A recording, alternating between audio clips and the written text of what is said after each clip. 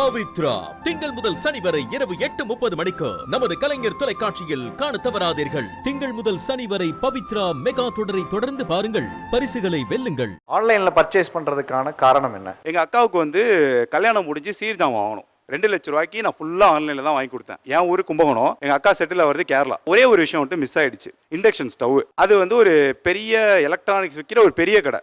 அங்கே போயிட்டு ஒரு இண்டக்ஷன் ஸ்டவ் வாங்குறோம். அந்த இண்டக்ஷன் ஸ்டவ் ஒர்க் ஆகல. இப்போ நான் என்ன பண்ணுறேன், அந்த கடைக்கு போகிறேன், நான் உனக்கு சரி பண்ணி தரேன்ப்பா அப்படின்னு சொல்லி என்னை 1 வாரம் அலைய வச்சாங்க. அதனால் என்ன ஆச்சுன்னா, என்னால் கேரளா கொண்டு போக முடியல அந்த ப்ராடக்ட்டை.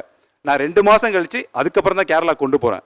இதுவே நான் இதையும் சேர்த்து ஆன்லைன்லேயே போட்டிருந்தேன்னா எனக்கு ஈஸியாக ஷிப்மெண்ட் முடிஞ்சிருக்கும். கஸ்டமர் சர்வீஸ்னு சொல்லுவாங்கல்ல, அது ஆன்லைன்ல ரொம்ப பெட்டரா இருக்கும். நாங்க எலக்ட்ரானிக் கடை வச்சிருக்கோம். இண்டக்ஷன் ஸ்டவ் வாங்கினாரு சொன்னாரு. நீங்க 15 நாள் 1 மாசம் யூஸ் பண்ணி அந்த கடைக்காரு உங்களுக்கு மாத்தி கொடுத்துறாங்க. 1.5 லட்ச ரூபாய்க்கு செல்போன் வாங்கி 1 செகண்ட்ல கீழே விழுந்தா நீங்க எங்க கொண்டு போய் கொடுப்பீங்க? கடைக்காரட்ட கொடுக்க முடியுமா? ஒரு பிராண்ட் வாங்குறீங்கன்னா அந்த பிராண்ட் ஆஃப்லைன்லயும் ஒண்ணுதான், ஆன்லைன்லயும் ஒண்ணுதான். அதுக்கான கஸ்டமர் கேரும் ஒண்ணுதான். உங்க கடையில நீங்க என்ன பிரின்சிபலை ஃபாலோ பண்றீங்க? எங்க கடையில 10 இயர்ஸ் வாரண்டி. அந்த வாரண்டியில பொறுத்தளவுல எனி டைம் கேட்டாலும் கம்பெனிக்கார்ட்ட சொல்லி 1 பீஸ் மாற்றி கொடுங்க. 4 வருஷம் கழிச்சு 8 வருஷம் கழிச்சு கூட கம்பல்சரி மாற்றி கொடுத்துருக்கோம் நாங்கள். ஆனால் இதே ஆன்லைனில் போய் கண்டுபிடிக்க முடியாது, யார் எப்போ கொடுத்தாங்கன்னே தெரியாது. அதுக்கடுத்து பில் காப்பி தொலைஞ்சிரும். என்கிட்ட கேட்டால் எந்த டைம் வந்தாலும் எடுத்து கொடுத்துருவோம். 8 வருஷம் கழிச்சு கேட்டால் கூட எடுத்து கொடுக்க முடியும். ஆன்லைனில் கொடுப்பாங்களா?